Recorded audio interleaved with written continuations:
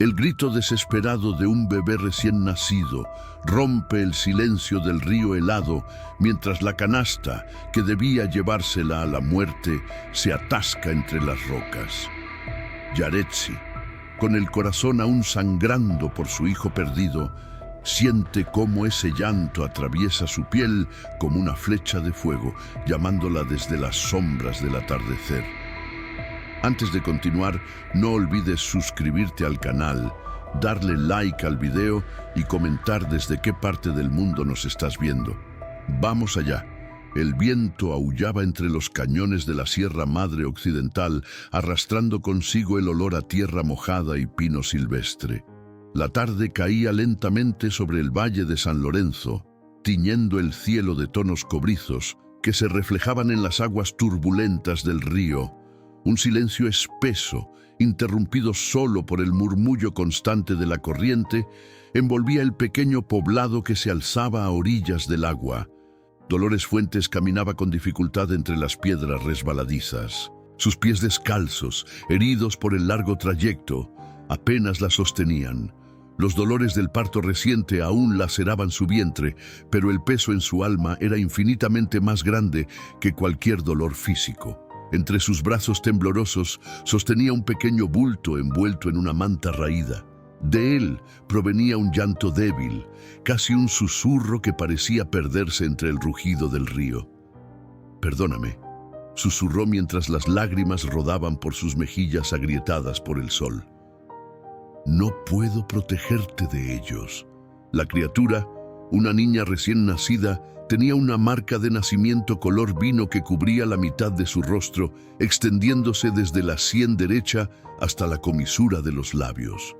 Para la gente de San Lorenzo, esa marca era la señal inequívoca de una maldición, la prueba visible de que los demonios habían tocado su alma aún antes de nacer. Don Esteban Guzmán, el patriarca del pueblo, había dictado sentencia apenas la vio. «Esta criatura no puede vivir entre nosotros. Trae desgracia a tu familia y a todos nosotros. Es la voluntad de Dios que regrese a la tierra».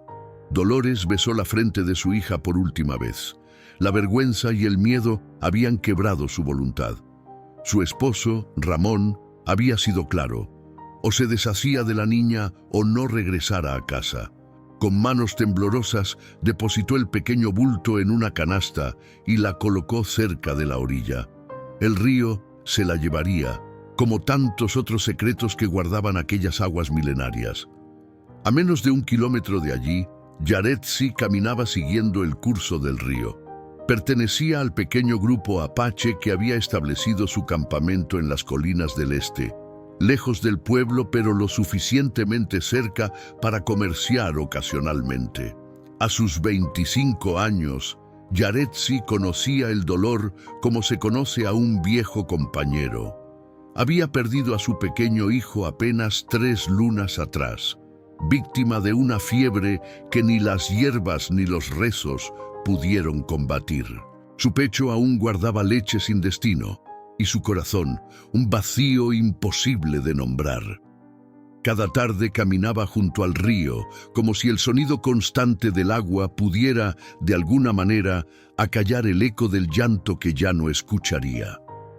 Los antiguos decían que los ríos llevaban los mensajes de los muertos, y ella buscaba desesperadamente alguna señal de su pequeño. Fue entonces cuando el viento cambió de dirección, trayendo consigo el inconfundible sonido de un llanto infantil. Yaretsi se detuvo, con el corazón latiendo violentamente.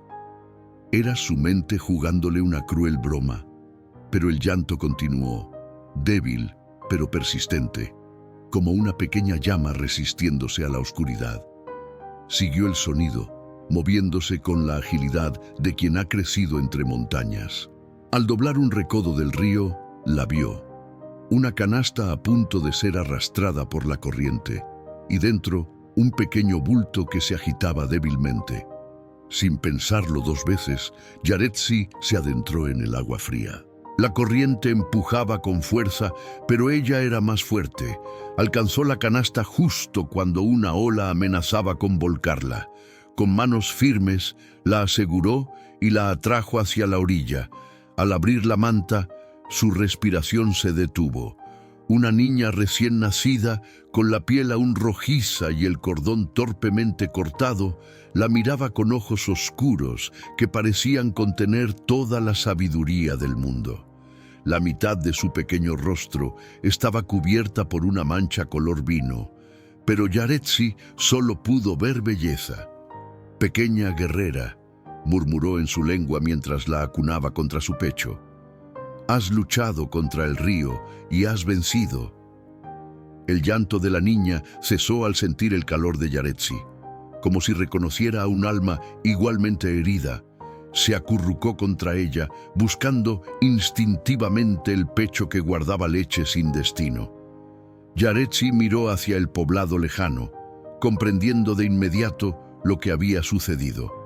No era la primera vez que los blancos abandonaban a sus propios hijos por nacer diferentes. Entre su pueblo, tal acto era impensable. Cada niño era un regalo, cada vida una promesa. «Tu gente te ha rechazado», susurró mientras cubría a la pequeña con su propia manta. «Pero los ríos siempre saben a dónde llevar los tesoros». El campamento apache se extendía sobre una meseta protegida por altos pinos. Las tiendas de piel curtida formaban un círculo alrededor de una fogata central donde los ancianos solían reunirse al anochecer para compartir historias que mantenían viva la memoria del pueblo. El humo ascendía en espirales perezosas hacia un cielo que comenzaba a poblarse de estrellas. Yaretsi avanzó con pasos firmes por el sendero que llevaba al campamento. La niña dormía ahora en sus brazos, envuelta en la manta que la protegía del frío creciente. El sonido de sus pasos alertó a Misli, el centinela que vigilaba la entrada este. El hombre la observó con curiosidad, notando de inmediato el bulto que cargaba contra su pecho. «¿Qué traes ahí, hermana?», preguntó en su lengua, inclinándose para ver mejor. «Una vida que el río me ha confiado», respondió ella con una serenidad que no sentía del todo. La noticia de su llegada con un bebé se extendió por el campamento como fuego en pradera seca. Pronto, varias mujeres salieron a su encuentro, entre ellas Nayeli, la curandera anciana cuyas manos habían traído al mundo a 3 generaciones de niños apache. «Déjame ver», dijo la anciana, acercándose con la autoridad que solo otorgan los años. Yaretsi descubrió ligeramente el rostro de la pequeña. Los murmullos no se hicieron esperar. La marca de nacimiento provocó exclamaciones ahogadas entre algunas de las mujeres más jóvenes. Nayeli, sin embargo, observó a la niña con expresión serena. «Los blancos creen que estas marcas son maldiciones», dijo finalmente, acariciando con un dedo arrugado la mejilla de la pequeña. «Nosotros sabemos que son señales de los espíritus. Esta niña fue marcada para ser encontrada por ti». Antes de que Yaretsi pudiera responder, Tecuani, el jefe del consejo, se abrió paso entre la multitud que comenzaba a formarse. Su rostro surcado de arrugas permaneció impasible al contemplar a la niña, pero sus ojos revelaban inquietud. «Los blancos buscarán a esta criatura cuando noten su ausencia», dijo con voz grave. «No necesitamos más problemas con ellos». Yaretsi irguió la espalda, sosteniendo con más firmeza a la niña. «No la buscarán. La abandonaron para que muriera en el río. La dejaron porque la consideran maldita». Un silencio pesado cayó sobre el grupo. Abandonar a un niño era algo incomprensible para los apache. Cada vida era sagrada, cada niño pertenecía a toda la tribu. Si la dejaron morir, es porque no era suya para decidir sobre ella, declaró Nayeli con firmeza. «El río te la entregó, Yaretsi. Tu leche aún fluye y tu corazón sangra por el hijo que perdiste. Los espíritus son sabios, nunca crueles». Tecuani contempló a la anciana con respeto. Aunque él lideraba el consejo de guerreros, sabía bien que la verdadera sabiduría a menudo venía de aquellos que habían visto más lunas llenas. ¿Tienes intención de criarla como apache?, preguntó, dirigiéndose a Yaretsi. La criaré como mi hija, respondió ella sin vacilación. Le enseñaré nuestros caminos, nuestras historias, nuestro respeto por la tierra y los antepasados. No sabrá que fue rechazada, solo que fue elegida. Una sonrisa apenas perceptible suavizó el rostro del anciano jefe. Entonces necesitará un nombre digno de su historia. Yaretsi miró a la niña que dormía plácidamente, ajena a las decisiones que determinarían su destino. En ese momento, la pequeña abrió los ojos, oscuros y profundos como el cielo nocturno, y la miró fijamente. «Citlali», dijo Yaretsi con suavidad. «Se llamará Citlali, estrella que cayó del cielo al río y del río a mis brazos». Esa noche, mientras el campamento dormía, Yaretsi permaneció despierta junto al pequeño fuego de su tienda. Citlali se alimentaba de su pecho, succionando con la urgencia de quien ha estado cerca de la muerte. La marca de nacimiento resplandecía ligeramente bajo la luz temblorosa de las llamas, como si estuviera tejida con hilos de cobre. En el pueblo de San Lorenzo, Dolores lloraba en silencio sobre su lecho vacío. Ramón dormía profundamente a su lado, satisfecho de haber cumplido con lo que consideraba su deber. Ninguno de ellos podía imaginar que a solo unos kilómetros de distancia, la niña que habían condenado dormía segura en brazos de una madre que la había elegido, bajo un cielo que la reconocía por su nombre. Las estaciones pasaron como agua entre los dedos. Los verdes intensos del valle dieron paso a los ocres del otoño y estos a los blancos silenciosos del invierno. Cuando los almendros volvieron a florecer, Citlali ya había cumplido 5 primaveras bajo el cuidado amoroso de Yaretsi y la protección de toda la tribu apache. La niña corría ahora por el campamento con la energía de un joven venado, sus pies descalzos apenas tocando el suelo. Su risa resonaba entre las tiendas como un canto de esperanza. La marca en su rostro, lejos de desvanecerse con el tiempo, se había intensificado, adquiriendo un tono más profundo que brillaba bajo la luz del sol como cobre pulido. «Citlali, no te alejes tanto», llamaba Yaretsi mientras recogía hierbas medicinales junto a Nayeli. La pequeña se detuvo, girándose con un movimiento grácil. A diferencia de muchos niños de su edad, Citlali nunca había mostrado vergüenza por su marca. Entre los apache, era vista como un signo de distinción, un regalo de los espíritus. Los niños la trataban como a una igual, y los ancianos la miraban con una mezcla de curiosidad y respeto. «Quiero ver los caballos nuevos, madre», respondió en perfecto apache, su voz clara como agua de manantial. Nayeli sonrió mientras machacaba hojas de salvia en un mortero de piedra. «Entonces, tu hija tiene el espíritu inquieto de los vientos del norte», comentó a Yaretsi, «pero también tiene tu sabiduría en los ojos. Observa todo como si quisiera memorizar el mundo».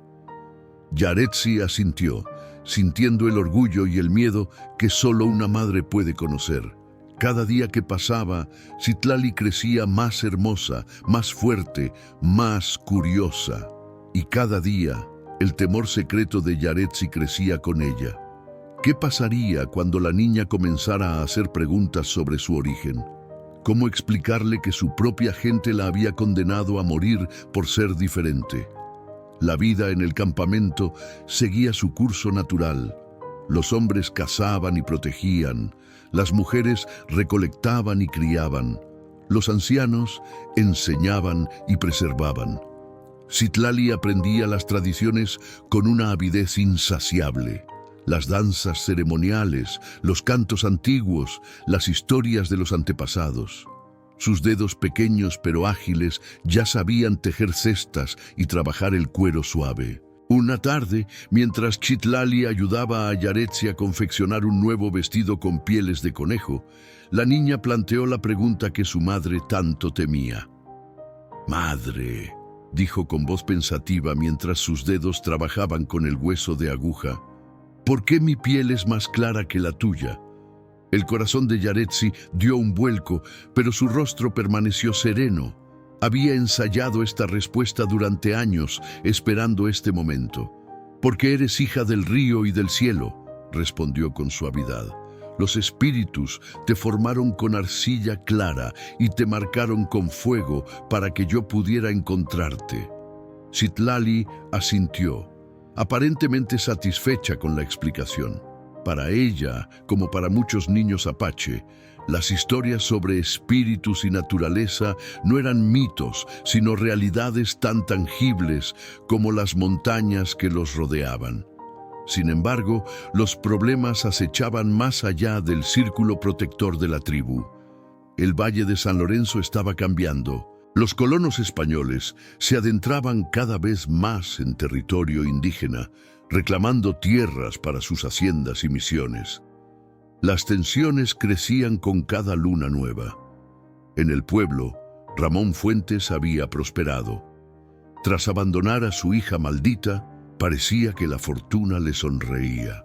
Sus campos producían más maíz que nunca, sus vacas parían gemelos con frecuencia y su esposa Dolores le había dado 2 hijos fuertes y saludables.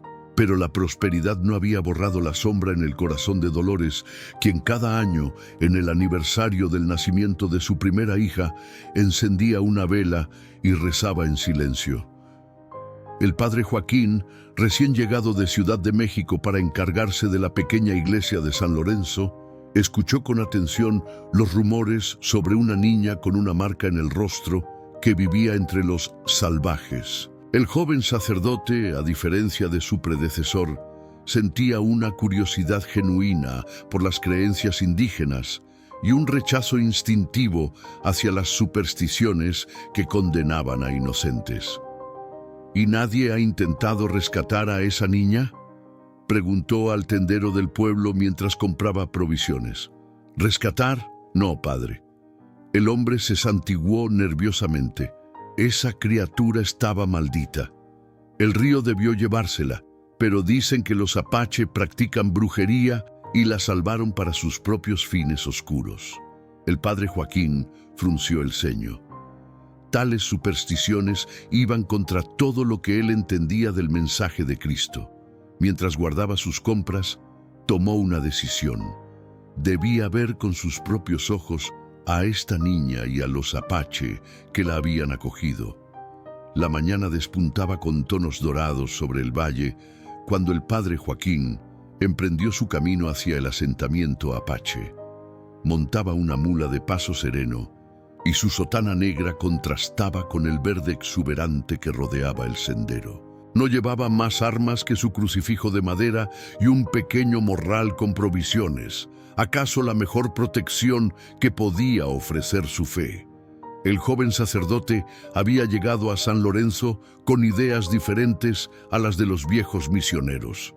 Educado en la nueva corriente de pensamiento que comenzaba a permear desde Europa, creía firmemente que la verdadera evangelización debía comenzar por el entendimiento y no por la imposición.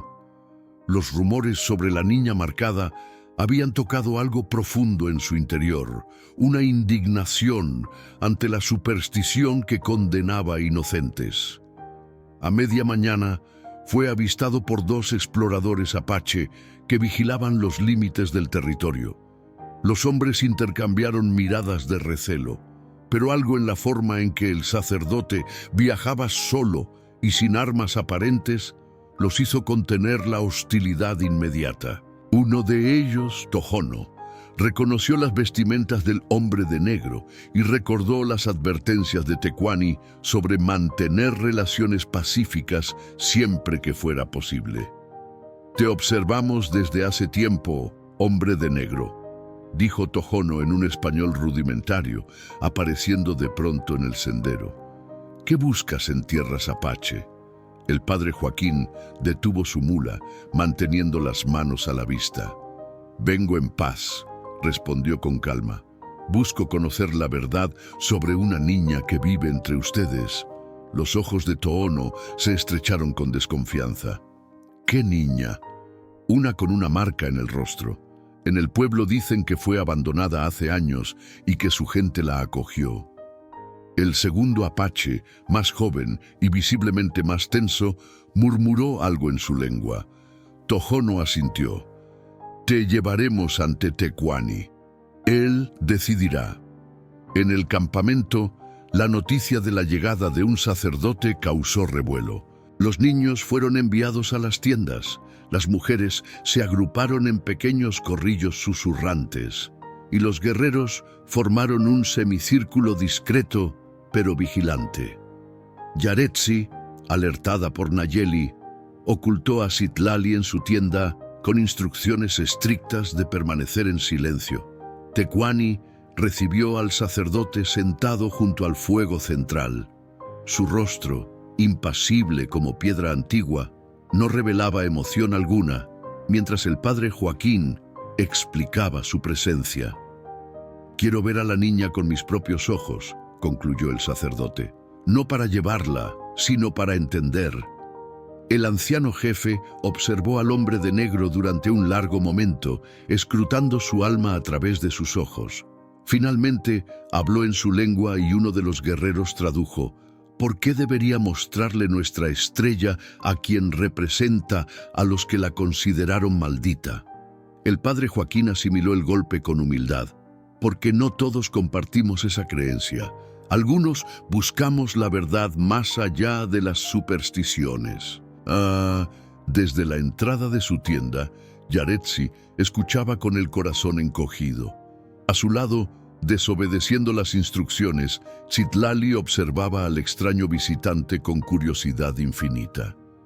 La marca en su mejilla parecía arder bajo la luz del sol, filtrada entre las pieles de la tienda. «Madre, ¿quién es ese hombre?», susurró. Antes de que Yaretsi pudiera responder, Citlali salió corriendo, impulsada por una curiosidad más fuerte que el miedo. Cruzó el espacio abierto con la velocidad de una flecha, deteniéndose abruptamente frente al sacerdote. El campamento entero contuvo la respiración. El padre Joaquín se encontró de pronto frente a una niña de unos 5 años, de piel clara y ojos oscuros, con una marca de nacimiento color vino que cubría parte de su rostro. Pero lo que más le impactó no fue la marca, sino la ausencia total de vergüenza o miedo en su mirada. «¿Vienes del pueblo de las casas de piedra?», preguntó Citlali en un español perfectamente comprensible, aunque con acento apache. El sacerdote parpadeó, sorprendido tanto por la pregunta como por el hecho de que la niña hablara español. «Sí», respondió con suavidad. «¿Cómo sabes hablar mi lengua?». Citlali sonrió, un gesto que iluminó su rostro entero, incluida la marca que otros consideraban una maldición. «Tohono me enseña, dice que debo conocer la lengua de todos para entender sus corazones». Yaretsi apareció entonces con el rostro tenso pero digno, colocando protectoramente una mano sobre el hombro de Citlali. Sus ojos se encontraron con los del sacerdote y en ellos había tanto desafío como súplica. El padre Joaquín miró a la madre y a la hija, tan diferentes en apariencia y sin embargo tan claramente unidas por algo más profundo que la sangre. En ese momento comprendió que no había venido a rescatar a nadie. La niña que el pueblo había rechazado había encontrado un hogar donde era valorada no a pesar de su diferencia, sino por ella. Después de ese primer encuentro, el padre Joaquín fue invitado a compartir una comida con la tribu, un honor que raramente se concedía a extraños. Mientras los hombres preparaban carne asada sobre las brasas, el sacerdote observaba maravillado la interacción natural entre Citlali y los demás niños del campamento. Corrían, reían y jugaban sin que la marca en su rostro provocara la más mínima señal de rechazo. «La marca no la define aquí», dijo Yaretsi, sentándose junto a él con un cuenco de barro lleno de agua fresca. Su voz, aunque suave, tenía la firmeza del acero. El sacerdote asintió lentamente. En el pueblo la hubieran condenado a una vida de marginación o peor. Lo hicieron, respondió Yaretsi con una mirada que revelaba más de lo que sus palabras decían. El padre Joaquín entendió entonces la magnitud de lo que había ocurrido. Alguien del pueblo la abandonó, ¿verdad? Yaretsi contempló a su hija por un momento antes de responder.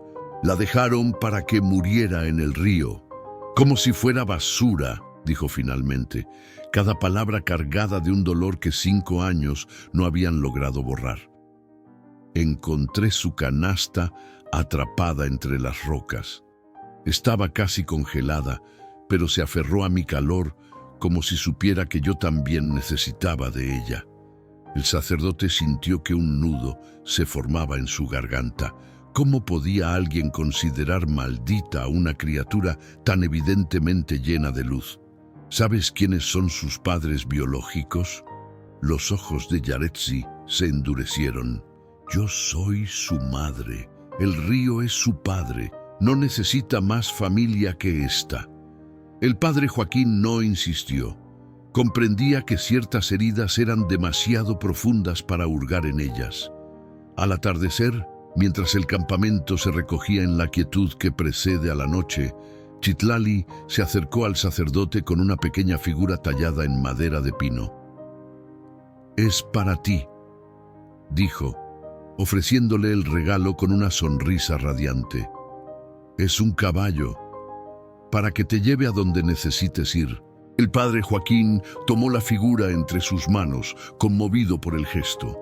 El tallado era simple pero expresivo, evidentemente obra de manos infantiles guiadas por un adulto paciente. «Es hermoso, Citlali. Lo guardaré siempre». La niña se sentó a su lado, observándolo con esa intensidad curiosa que parecía caracterizarla. «¿Por qué los del pueblo creen que mi marca es mala?», preguntó de repente, con una franqueza que dejó al sacerdote momentáneamente sin palabras. Él consideró su respuesta cuidadosamente. La verdad era compleja, pero Citlali merecía honestidad. A veces, las personas temen lo que no comprenden. Tu marca es solo una forma en que la naturaleza te hizo única, como las manchas de un jaguar o los colores de un colibrí. No hay nada malo en ser diferente. La niña asintió como si aquello confirmara algo que ya sabía. «Mi madre dice que los espíritus me marcaron para que ella pudiera encontrarme», comentó, acariciando distraídamente la mancha en su mejilla. «¿Tu Dios también hace marcas?». El padre Joaquín sonrió, impresionado por la profundidad de la pregunta. «Mi Dios creó toda la diversidad del mundo, Citlali. Creo que sí, que a veces marca a las personas de formas especiales para propósitos especiales». La respuesta pareció satisfacer a la pequeña, quien asintió solemnemente antes de correr de regreso con los otros niños. Esa noche, el padre Joaquín escribió en su diario personal: «He visto hoy más cristianismo verdadero entre estos paganos que en muchas iglesias de piedra. Una madre que acoge como propio al niño rechazado, una comunidad que valora la diferencia como un don. ¿No es esto el mensaje esencial de Cristo?». A la mañana siguiente, cuando el sacerdote se preparaba para regresar a San Lorenzo, Tecuani lo llamó para una última conversación. «Ahora has visto la verdad con tus propios ojos», dijo el anciano jefe a través de su traductor. «¿Qué harás con ella?». «Protegerla», respondió el padre Joaquín sin dudar. «Los prejuicios y supersticiones que casi costaron la vida de Citlali siguen vivos en San Lorenzo. Haré lo que pueda para combatirlos, pero también para asegurar que ella esté a salvo aquí, con su verdadera familia». Tecuani asintió, aparentemente satisfecho con la respuesta. «Entonces puedes volver cuando quieras. Nuestra puerta estará abierta para ti». El padre Joaquín montó su mula y emprendió el regreso al pueblo con el corazón transformado y la mente llena de nuevas perspectivas.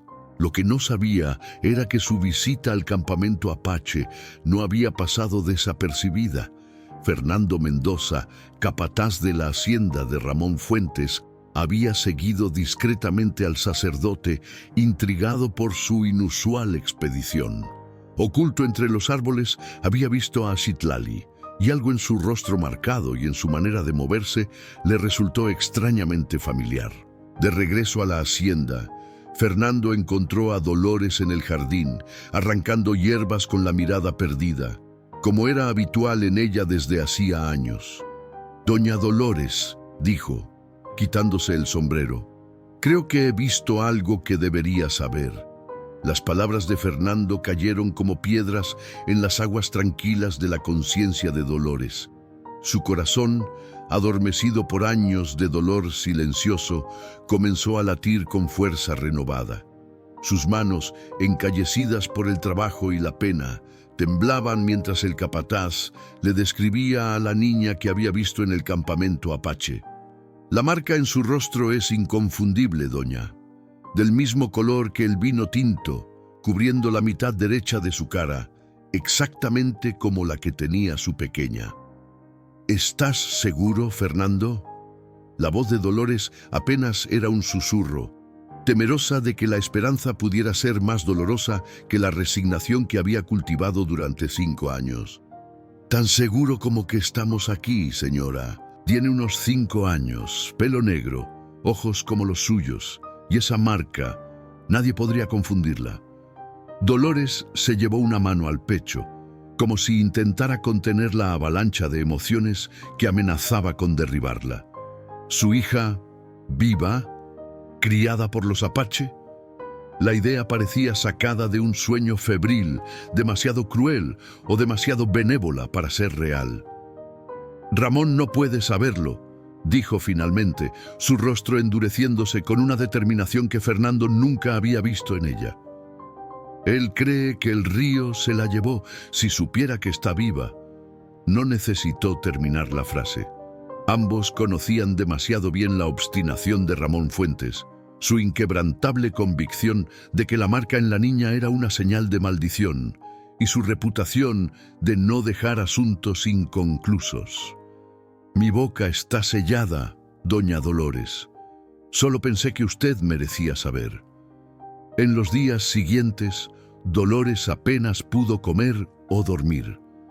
La posibilidad de que su primogénita viviera la consumía. Se encontró inventando excusas para alejarse de la hacienda, buscando algún pretexto que la llevara cerca del río, cerca del territorio apache, cerca de la verdad. Fue durante una de estas escapadas cuando se cruzó con el padre Joaquín, quien regresaba de una de sus cada vez más frecuentes visitas al campamento indígena. «Padre», lo saludó con una inclinación de cabeza, notando el pequeño amuleto de madera tallada que colgaba del cuello del sacerdote junto al crucifijo. «¿Vuelve usted de ver a los apache?». El joven sacerdote la estudió con atención. Conocía a Dolores Fuentes, por supuesto, esposa de uno de los terratenientes más influyentes del valle, pero nunca había intercambiado con ella más que las cortesías básicas después de la misa dominical. «Así es, señora Fuentes. He encontrado en ellos una sabiduría y una bondad que contradice muchas de las historias que se cuentan en el pueblo». Dolores respiró hondo, armándose de valor para hacer la pregunta que le quemaba los labios. «¿Es cierto que tienen con ellos a una niña diferente? Una con una marca en el rostro». El padre Joaquín se tensó visiblemente. Sus visitas al campamento se habían mantenido discretas precisamente para proteger a Citlali y a la tribu de la curiosidad y los prejuicios del pueblo. Optó por la prudencia. «He conocido a muchos niños en el campamento, señora, todos ellos amados y protegidos por su gente». «Por favor, padre». La voz de Dolores se quebró, dejando escapar toda la angustia acumulada. «Necesito saber si es ella, si es mi hija». El sacerdote desmontó de su mula, comprendiendo de golpe la magnitud de lo que estaba ocurriendo. Recordó las palabras de Yaretsi: «La dejaron para que muriera en el río». Miró a la mujer frente a él, buscando en sus ojos algún signo de la crueldad necesaria para abandonar a un bebé, pero solo encontró dolor, remordimiento y esperanza desesperada. Señora Fuentes, si esa niña fue alguna vez su hija, debe entender que ahora tiene una nueva madre, una que la recogió cuando fue abandonada, que la amamantó y la ha criado con amor durante estos años. Las lágrimas comenzaron a correr libremente por el rostro de Dolores. Yo no quería abandonarla, padre. Era mi sangre, mi carne.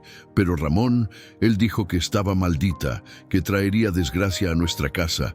Me dio a elegir, la niña o nuestra familia. Sus manos se crisparon sobre la tela de su vestido. Fui débil, padre. Demasiado débil para enfrentarlo, para protegerla. He vivido estos años con ese pecado carcomiendo mi alma. El padre Joaquín se encontró en una encrucijada moral. Por un lado, comprendía el arrepentimiento sincero de la mujer. Por otro, tenía muy presente la felicidad de Citlali con su familia apache y la amenaza que podría suponer cualquier intento de reclamarla. ¿Qué es lo que busca exactamente, señora Fuentes? ¿Perdón? ¿O quiere reclamar a la niña? «Quiero verla», respondió Dolores con la sencillez desgarradora de la verdad. «Solo verla, saber que está bien, que es feliz. No tengo derecho a pedir más». El sacerdote consideró la petición en silencio. Finalmente, asintió. «Hablaré con su madre adoptiva. La decisión será suya». Lo que ninguno de los dos sabía era que, a pocos metros de distancia, Ramón Fuentes regresaba de inspeccionar sus tierras cuando escuchó la conversación. Se detuvo tras un grueso tronco de encino, escuchando cada palabra, sintiendo cómo una antigua superstición y un nuevo temor se enroscaban en su interior como serpientes venenosas. «Con que la maldita sigue viva», murmuró para sí mismo, apretando las riendas hasta que sus nudillos se tornaron blancos, y mi propia mujer conspiró a mis espaldas.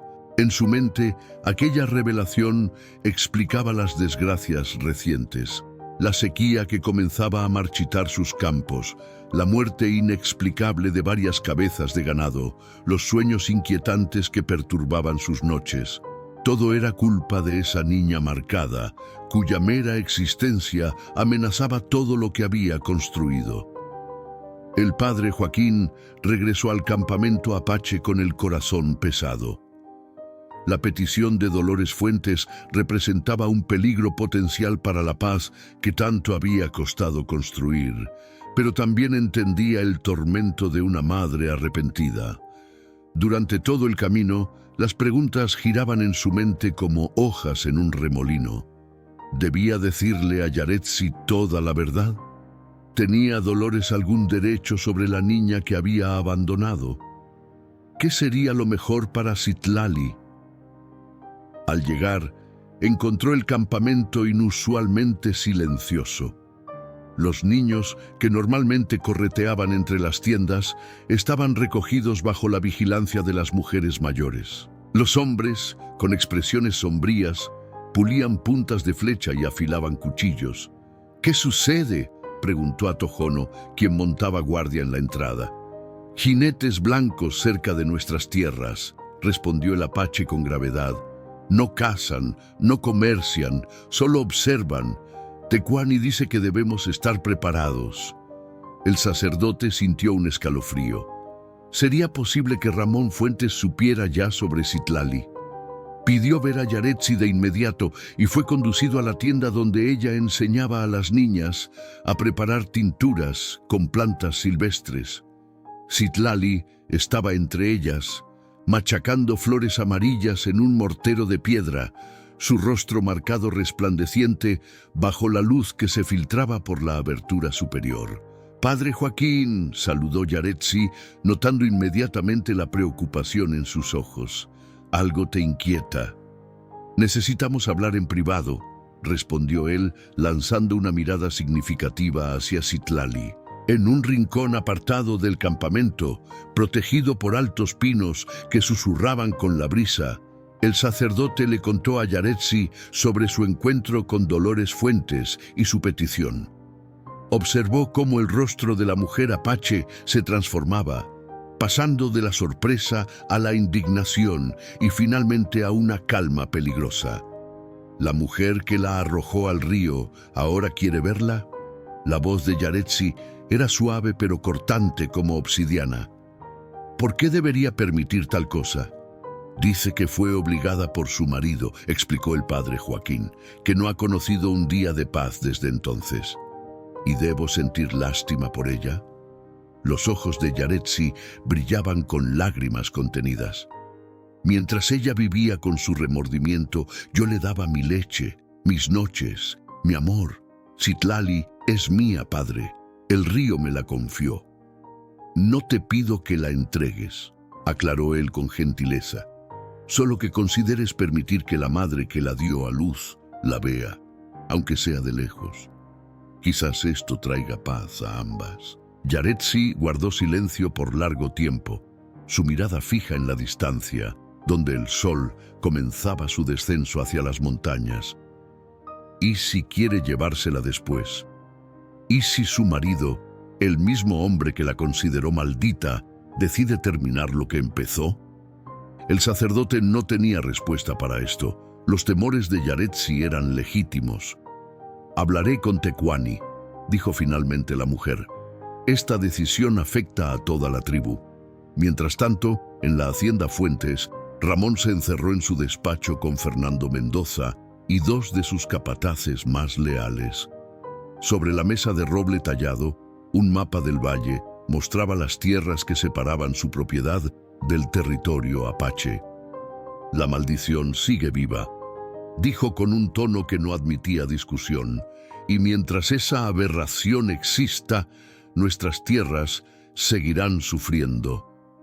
Los hombres intercambiaron miradas incómodas. Todos habían crecido en la región y compartían las supersticiones sobre marcas de nacimiento y maldiciones, pero lo que Ramón insinuaba iba más allá de simples creencias. ¿Qué propone hacer, patrón?, preguntó uno de ellos. Primero vigilar. Necesito saber exactamente dónde está esa niña, cuántos indios la protegen, cómo se mueven. Sus dedos recorrieron el mapa, deteniéndose en el río que separaba ambos territorios. Luego, terminaremos lo que debió concluir hace 5 años. Fernando Mendoza, quien había servido fielmente a la familia Fuentes durante más de una década, sintió una inquietud que no podía explicar. Era un hombre práctico, no dado a sentimentalismos, pero la idea de dañar a una niña, maldita o no, le revolvía el estómago. Don Ramón, dijo cautelosamente, si intentamos algo contra los apache, podría desencadenarse un conflicto mayor. La guarnición militar más cercana está a 3 días de camino. Fuentes golpeó la mesa con el puño cerrado. No me importa, esa cosa no es una niña. Es una maldición con forma humana y ha estado creciendo, alimentándose del odio de esos salvajes hacia nosotros.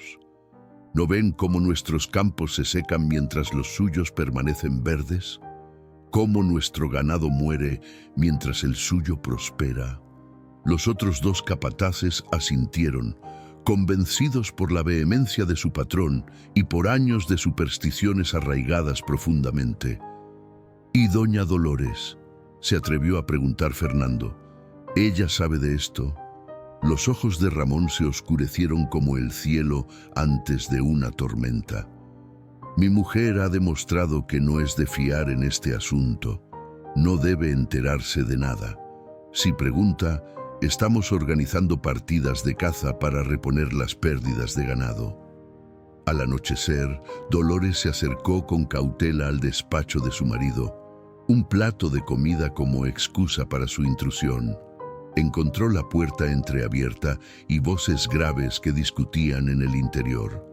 Se detuvo, conteniendo la respiración para escuchar. El mejor momento será durante la luna nueva, decía Ramón. La oscuridad será nuestra aliada. Entraremos desde el norte, donde el bosque es más denso. Si tenemos suerte, podremos llevarnos a la niña sin alertar a todo el campamento. ¿Y después, patrón? La voz pertenecía a Javier, el más joven y brutal de los capataces. Después, el río completará lo que comenzó hace 5 años. El plato resbaló de las manos temblorosas de Dolores, estrellándose contra el suelo de piedra. El ruido alertó a los hombres, que guardaron silencio de inmediato. Antes de que pudieran abrir la puerta, Dolores ya corría por el pasillo, el terror dándole alas. En su desesperación, solo podía pensar en una cosa. Debía advertir al padre Joaquín, debía salvar a la hija que una vez no pudo proteger. La noche se cernía sobre el valle como un manto de terciopelo negro cuando Dolores ensillaba apresuradamente su yegua en los establos de la hacienda. Sus manos, generalmente delicadas y metódicas, ahora temblaban con urgencia. Nunca había sido una mujer de acción. Años de sumisión a Ramón habían domesticado cualquier impulso de rebeldía. Pero el terror de saber que planeaban matar a su hija había despertado en ella una ferocidad que desconocía. ¿Doña Dolores? La voz de Fernando Mendoza la sobresaltó. El capataz la miraba desde la puerta del establo, su rostro parcialmente oculto en las sombras. ¿Qué hace a estas horas? Ella se paralizó, la cincha del caballo a medio apretar. Si Fernando la delataba, todo estaría perdido. «Voy a la iglesia», mintió, intentando controlar el temblor de su voz. Necesito confesarme». Fernando se acercó lentamente, sus botas crujiendo sobre la paja seca. Durante años había sido testigo silencioso del sufrimiento de Dolores, de su dolor contenido tras el abandono de la niña. «No puede engañarme, doña. Escuchó todo, ¿verdad?». Dolores retrocedió un paso, buscando instintivamente algo que pudiera servirle como arma, pero la expresión de Fernando no era amenazante. «No puedo permitir que maten a mi hija», declaró con una firmeza que la sorprendió incluso a ella misma.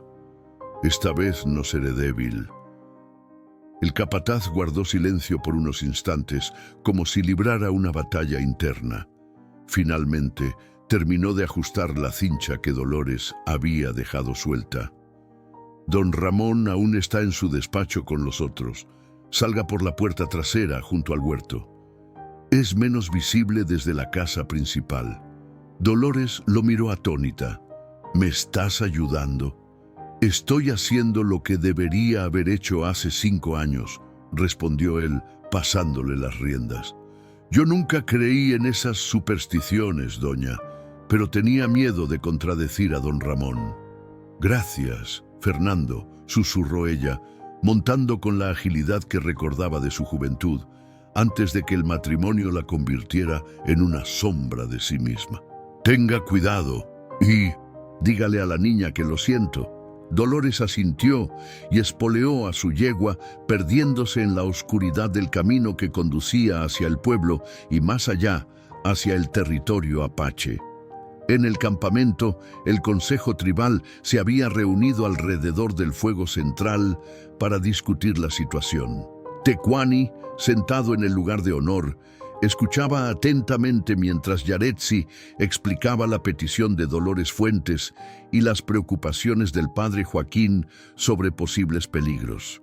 «La madre que dio a luz a Citlali quiere verla», concluyó Yaretsi, su voz mezclándose con el crepitar de las llamas.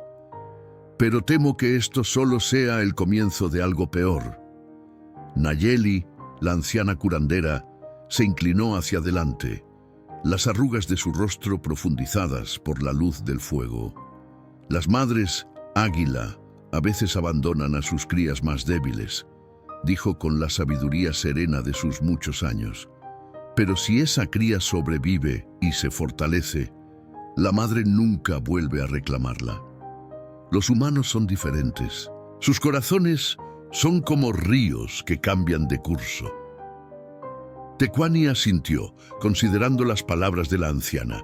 Luego miró al padre Joaquín. «¿Confías en esta mujer blanca, hombre de Dios?». El sacerdote, sentado respetuosamente al borde del círculo, sopesó su respuesta. Creo en su arrepentimiento, en su dolor, pero también creo que su marido es un hombre peligroso, atrapado en supersticiones oscuras. Uno de los guerreros jóvenes se levantó, su figura alta recortada contra el fuego. Entonces, ¿por qué debatimos? Si hay peligro para Citlali, deberíamos alejarnos de estas tierras. Irnos al norte, donde nuestros primos nos darían refugio. Un murmullo de aprobación recorrió la asamblea, pero Yaretsi se mantuvo firme. Estas son nuestras tierras. ¿Vamos a huir cada vez que los blancos amenacen lo que amamos? ¿Qué le enseñaría eso a Citlali sobre quiénes somos? En ese momento, como si hubiera sido convocada por la mención de su nombre, la pequeña apareció en el círculo de luz. Llevaba un vestido de piel de venado decorado con cuentas de colores y su cabello negro caía suelto sobre sus hombros. La marca en su rostro brillaba con un resplandor cobrizo bajo la luz vacilante del fuego. ¿Por qué hablan de mí?, preguntó, su voz clara como un arroyo de montaña. ¿Es porque la madre que me llevó en su vientre quiere conocerme? Un silencio absoluto cayó sobre el consejo. Nadie había esperado que la niña supiera sobre la situación. ¿Cómo sabes eso, pequeña estrella?, preguntó Nayeli, extendiendo una mano arrugada hacia ella. Citlali se acercó, sentándose junto a la anciana con la gracia natural de un ciervo.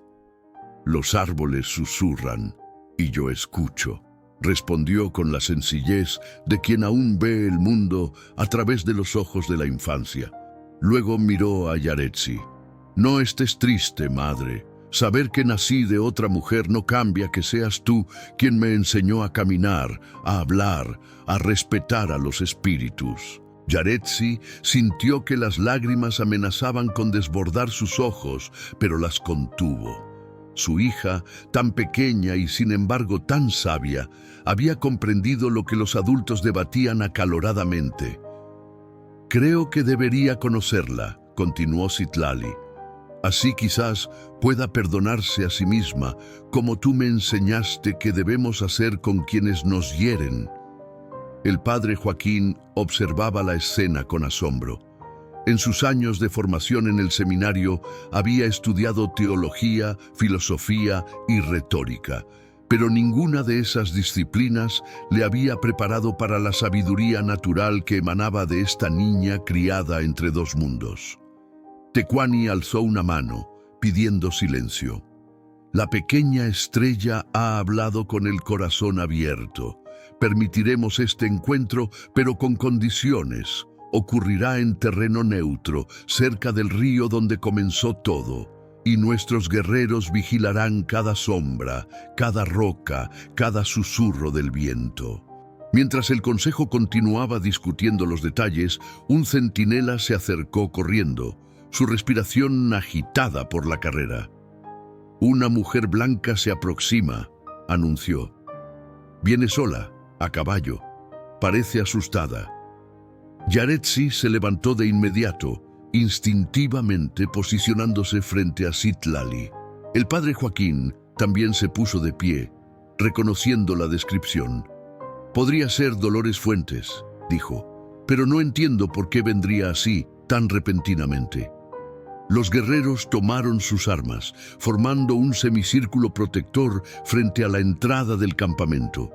Cuando Dolores apareció, su rostro pálido por el miedo y el esfuerzo, desmontó con torpeza y casi cayó de rodillas. «¡Padre Joaquín!», exclamó al verlo. «Gracias a Dios que lo encuentro. Tienen que escucharme. Mi marido. Él sabe de la niña. Planea venir a buscarla. Quiere matarla». Las palabras cayeron como piedras en un estanque, expandiendo ondas de alarma entre los presentes. Citlali, protegida tras el cuerpo de Yaretsi, observaba a la mujer desconocida con una mezcla de curiosidad y cautela. Algo en el rostro de Dolores le resultaba familiar, como un reflejo distante de sí misma. «¿Cuándo?», preguntó Tecuani, su voz serena pero cargada de urgencia. «Durante la luna nueva», respondió Dolores, recuperando el aliento. «En 3 días. Planean entrar desde el norte, por el bosque denso». «3 días», murmuró Yaretsi, sus ojos encontrándose con los de Tecuani. Ambos sabían lo que eso significaba. No había tiempo para huir con toda la tribu. Deberían prepararse para defender lo suyo o enviar a Citlali lejos, con un grupo pequeño que pudiera moverse rápidamente. Dolores dio un paso hacia adelante, sus ojos fijos en la niña que se asomaba tímidamente tras Yaretsi. Al ver la marca en su rostro, un sollozo escapó de su garganta. «Mi niña», susurró, extendiendo una mano temblorosa. «Has crecido tanto». Yaretsi se tensó instintivamente colocando una mano protectora sobre el hombro de Citlali. Un silencio denso se apoderó del campamento, roto solo por el crepitar del fuego central. Dolores permanecía inmóvil, su mano aún extendida, sus ojos suplicantes fijos en la niña que había abandonado. «No te acerques más», advirtió Yaretsi, su voz contenida pero firme como acero forjado.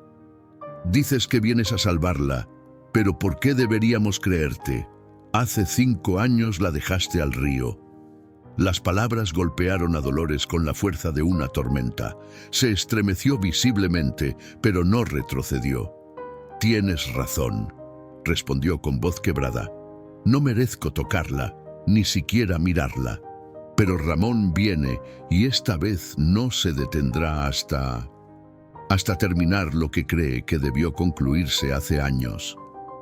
El padre Joaquín dio un paso al frente, colocándose entre ambas mujeres. «Yaretsi, creo que dice la verdad. El miedo en sus ojos es genuino».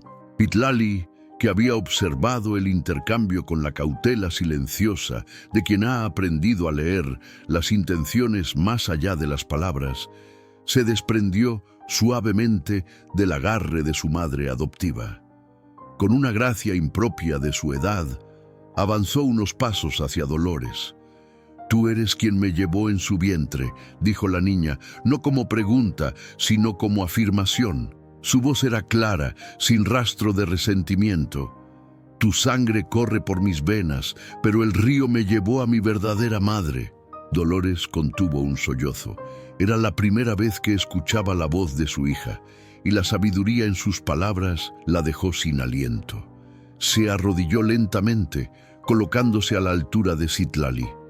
«Sí, pequeña, te llevé dentro de mí y te amé desde el primer momento. Pero fui débil y te fallé». «¿Por qué me dejaste?», preguntó Citlali con la franqueza directa propia de la infancia. Dolores cerró los ojos, como si el peso de la verdad fuera demasiado para soportarlo. «Porque creía más en el miedo que en el amor», respondió finalmente. «Porque permití que otros me dijeran que tu marca era una maldición, cuando ahora veo que es solo una parte de tu belleza». Citlali llevó una mano a su mejilla marcada, rozándola suavemente. Durante toda su vida con los Apache, nadie la había hecho sentir diferente por su marca. Había sido Yaretsi quien le enseñó a ver la mancha como un regalo de los espíritus, no como una maldición. La niña se volvió hacia Yaretsi buscando su mirada. Un entendimiento silencioso pasó entre ellas. «No siento odio», dijo Citlali, volviéndose nuevamente hacia Dolores. «Mi madre me enseñó que el rencor envenena primero a quien lo guarda». Tecuani, que había observado el intercambio con la calma solemne que lo caracterizaba, se acercó al grupo. «Las palabras de la pequeña estrella son sabias», dijo, «pero ahora debemos pensar en la seguridad de todos. Si este hombre viene con intenciones oscuras, tenemos poco tiempo». Nayeli se unió al círculo, sus ojos ancianos evaluando a Dolores con la agudeza de quien ha visto muchas vidas pasar. «La mujer blanca ha venido a advertirnos a riesgo de su propia vida», observó. «Esto habla de la verdad en su corazón». Los guerreros del consejo asintieron gravemente. Uno de ellos, el joven Kayika, se adelantó. «Podemos preparar una emboscada», sugirió, su mano descansando sobre el mango de su cuchillo de caza. Conocemos los bosques mejor que ellos. El oscuro sendero del norte puede convertirse en su tumba. ¡No!, exclamó el padre Joaquín. Más violencia solo traerá más odio. Debe haber otro camino. Yaretsi, que no había apartado los ojos de su hija, habló entonces con una calma que contrastaba con la tormenta en su interior. Citlali debe irse temporalmente, llevarla a las montañas del este, con la tribu hermana, hasta que pase el peligro. «No quiero irme», protestó la niña, volviéndose hacia su madre con ojos brillantes de determinación. «Este es mi hogar, ustedes son mi familia». Dolores las observaba, sintiendo el peso de cada palabra intercambiada entre madre e hija, comprendiendo con dolorosa claridad el vínculo irrompible que las unía, un vínculo que ella había perdido por su debilidad. «Quizás», dijo Dolores tímidamente, «quizás hay otra solución». Todos los ojos se volvieron hacia ella. «Ramón no vendrá solo, traerá a Fernando y a los otros capataces. Pero Fernando no está de acuerdo con sus planes. Él me ayudó a escapar esta noche. ¿Sugieres que este Fernando podría ayudarnos?», preguntó Tecuani, escéptico. «Podría intentar convencerlo», respondió Dolores. «Si lograra hablar con él a solas, antes de que Ramón actúe». El padre Joaquín asintió lentamente. «Podría funcionar. Un aliado dentro del grupo de Ramón cambiaría las cosas». «Es demasiado arriesgado», objetó Yaretsi, abrazando protectoramente a Citlali. «No podemos confiar en los hombres de Fuentes». «Fernando es diferente», insistió Dolores. «Él nunca creyó realmente en las supersticiones de Ramón. Solo necesita ver a Citlali, ver que es solo una niña inocente, no una maldición». Un silencio tenso descendió sobre el grupo mientras consideraban las opciones. Finalmente fue Citlali quien rompió el silencio. «Yo también quiero hablar con él», dijo, sorprendiendo a todos. «Quiero que vea mi marca y entienda que no hay nada que temer». «¡No!», exclamaron Yaretsi y Dolores al unísono, unidas por primera vez en su instinto de proteger a la niña. Tecuani alzó una mano pidiendo silencio. «La pequeña estrella tiene el valor de un guerrero», dijo con respeto, «pero no podemos exponerla a tal peligro». Después de largas deliberaciones, el Consejo Tribal llegó a una decisión. Intentarían contactar a Fernando Mendoza antes de la luna nueva.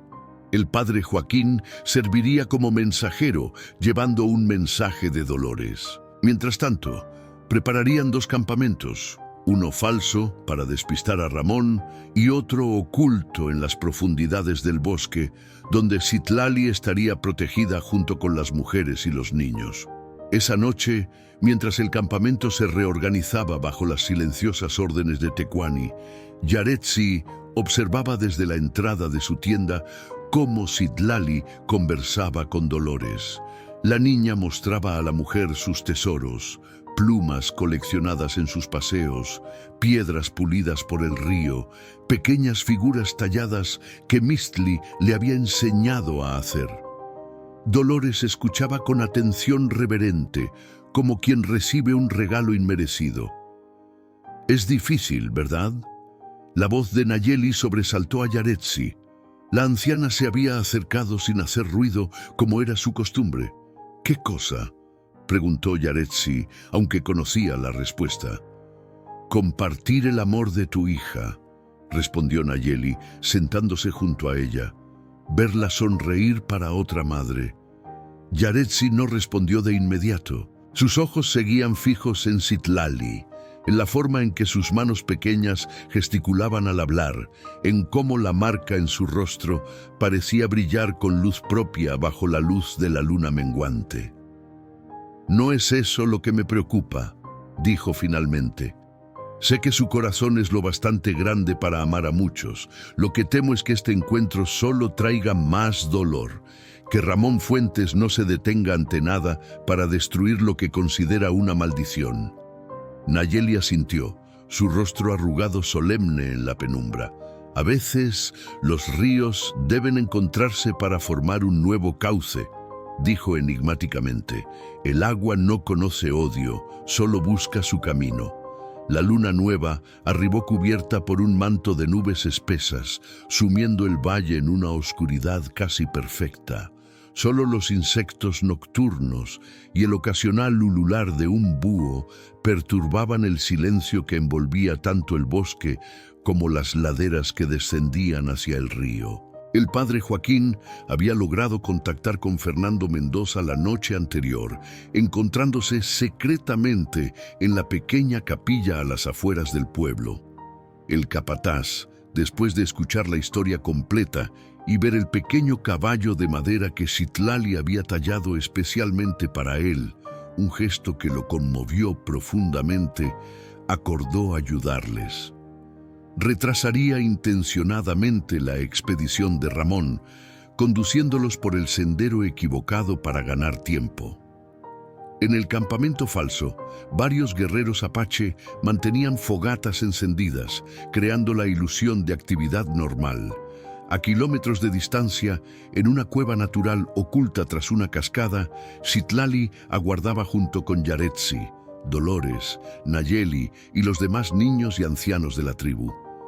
¿Crees que funcionará?, susurró Dolores, sentada junto a la entrada de la cueva, sus ojos fijos en la cortina de agua que los ocultaba del mundo exterior. Yaretsi, quien trenzaba el cabello de Citlali con dedos ágiles, alzó la mirada brevemente.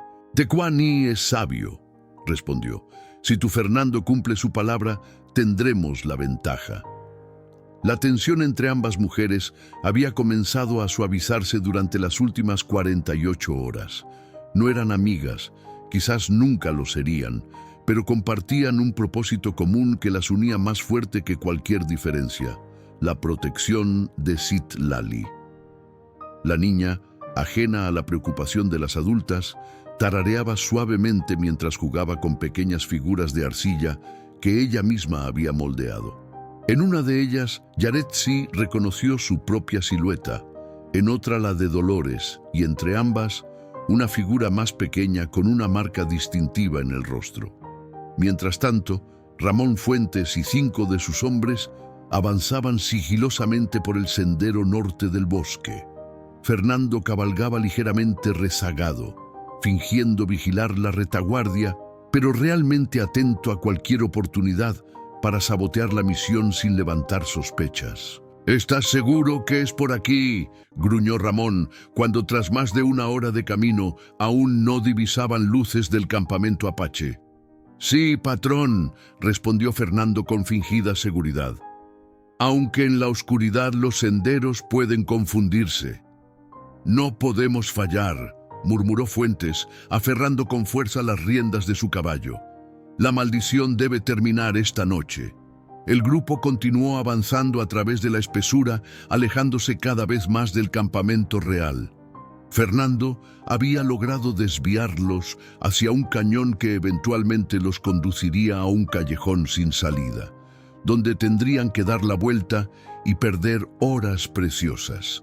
En ese mismo momento, Tecuani y sus guerreros se posicionaban estratégicamente alrededor del campamento señuelo, no para atacar, sino para observar y, en caso necesario, dirigir a los intrusos en direcciones equivocadas. De vuelta en la cueva tras la cascada, Citlali se había quedado dormida, acurrucada entre mantas tejidas con lana de oveja. Su respiración suave y rítmica contrastaba con la tensión que mantenía despiertas a Yaretsi y Dolores. «Nunca te pregunté», dijo Yaretsi en voz baja, «¿qué nombre le habías dado antes de abandonarla?» Dolores bajó la mirada, sus manos jugueteando nerviosamente con el dobladillo de su vestido. «Esperanza», respondió casi en un susurro. «La llamé Esperanza porque, a pesar de la marca, cuando la sostuve por primera vez, sentí que era un nuevo comienzo». Yaretsi asintió lentamente. «Citlali significa estrella en nuestra lengua. La llamé así porque cayó del cielo al río y del río a mis brazos». Un silencio contemplativo se instaló entre ellas, roto solo por el constante murmullo de la cascada. «Ella es afortunada», dijo finalmente Dolores. «Tiene 2 nombres y 2 madres que darían su vida por protegerla». Yaretsi estaba a punto de responder cuando el sonido de un silbido peculiar, la señal acordada con los centinelas, la puso en alerta. Se levantó de un salto tomando su cuchillo de caza. «Alguien se acerca», susurró a Dolores. «Despierta a Nayeli. Preparaos para huir si es necesario». Con la agilidad de una pantera, Yaretsi se deslizó hacia la entrada de la cueva, ocultándose tras la cortina de agua. A través del velo líquido, distinguió una figura solitaria que se aproximaba cautelosamente. Cuando la luz de la antorcha iluminó su rostro, reconoció al padre Joaquín. «¿Qué sucede?», preguntó, saliendo de su escondite. «Ramón descubrió el engaño», explicó el sacerdote jadeando por la carrera colina arriba. Fernando logró desviarlos por un tiempo, pero uno de los hombres de Fuentes sospechó. Se separaron. Ramón y 2 más vienen en esta dirección. ¿Cuánto tiempo tenemos? «Media hora, quizás menos». Yaretsi asintió gravemente y regresó al interior de la cueva para comunicar la noticia. «Debemos irnos ahora», dijo Dolores, su rostro pálido por el miedo. «Conozco a Ramón, no se detendrá». «No», respondió Yaretsi con firmeza inesperada. «Hemos estado huyendo, ocultándonos. Eso debe terminar. Citlali merece vivir bajo el sol, no en las sombras».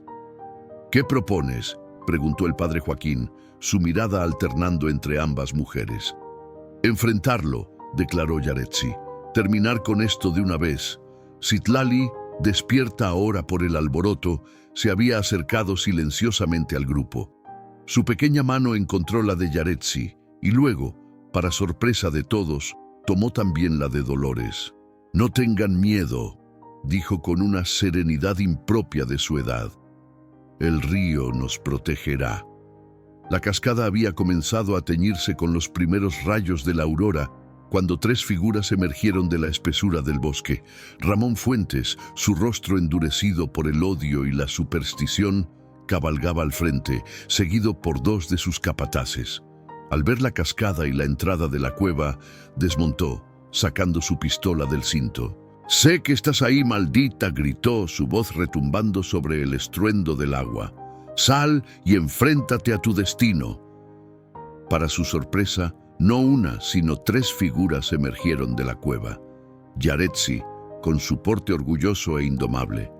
Dolores, quien por primera vez en años miraba a su esposo sin miedo. Y entre ellas, pequeña pero decidida, Citlali, su marca brillando como cobre bajo la luz naciente. Ramón se quedó momentáneamente sin palabras, sus ojos fijos en la niña que había ordenado abandonar. Luego, su mirada se posó en Dolores. «¡Traidora!», escupió con desprecio. «Te has aliado con estos salvajes para proteger esa abominación». «No es una abominación, Ramón», respondió Dolores con una voz que ganaba fuerza con cada palabra.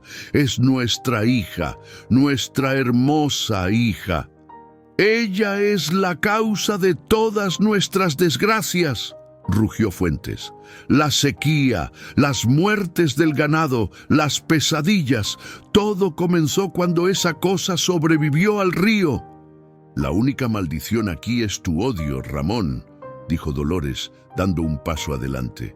«Tú perdiste cosechas porque te negaste a escuchar a los viejos sobre la rotación de cultivos. El ganado murió por beber agua contaminada, y tus pesadillas son producto de tu propia conciencia culpable». Yaretsi observaba el intercambio con atención, posicionándose estratégicamente para proteger a Citlali si Ramón intentaba algo desesperado.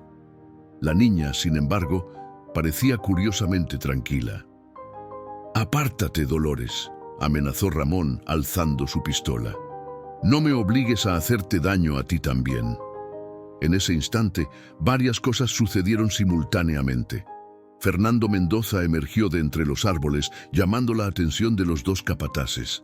Tecuani y sus guerreros aparecieron en las alturas que rodeaban la cascada, arcos tensados. Y Citlali, soltándose del agarre protector de Yaretsi, dio un paso hacia adelante.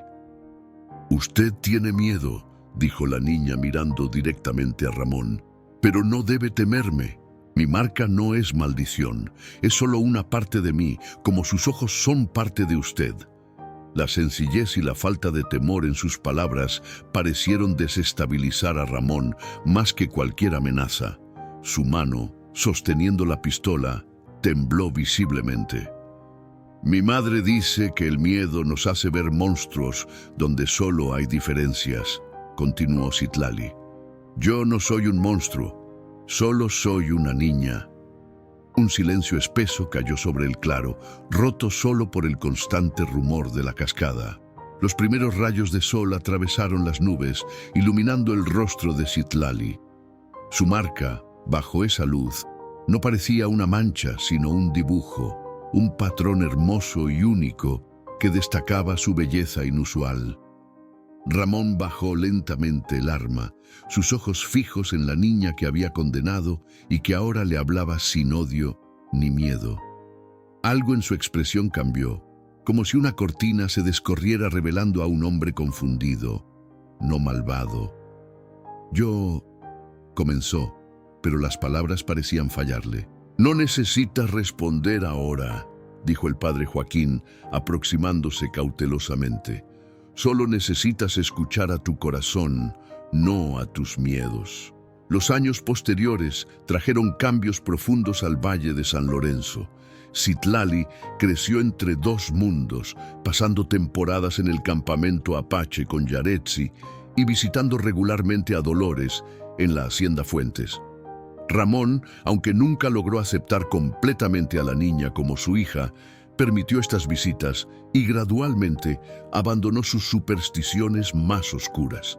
El padre Joaquín estableció una pequeña escuela donde niños apache y mexicanos aprendían juntos, con Citlali como una de sus alumnas más brillantes. Su marca de nacimiento, lejos de ser motivo de vergüenza, se convirtió en símbolo de la integración posible entre dos culturas que habían vivido separadas por el miedo y la incomprensión.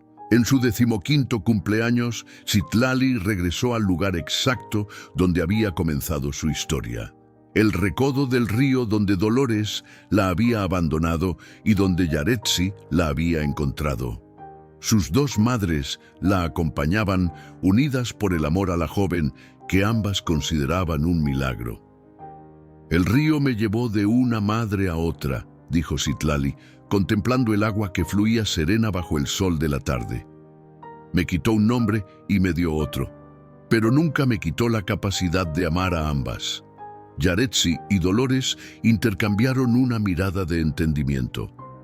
Más allá de las diferencias, más allá del dolor pasado, habían encontrado un camino común a través de la niña que el río les había confiado. La niña cuya marca no era maldición sino bendición, el puente vivo entre dos mundos.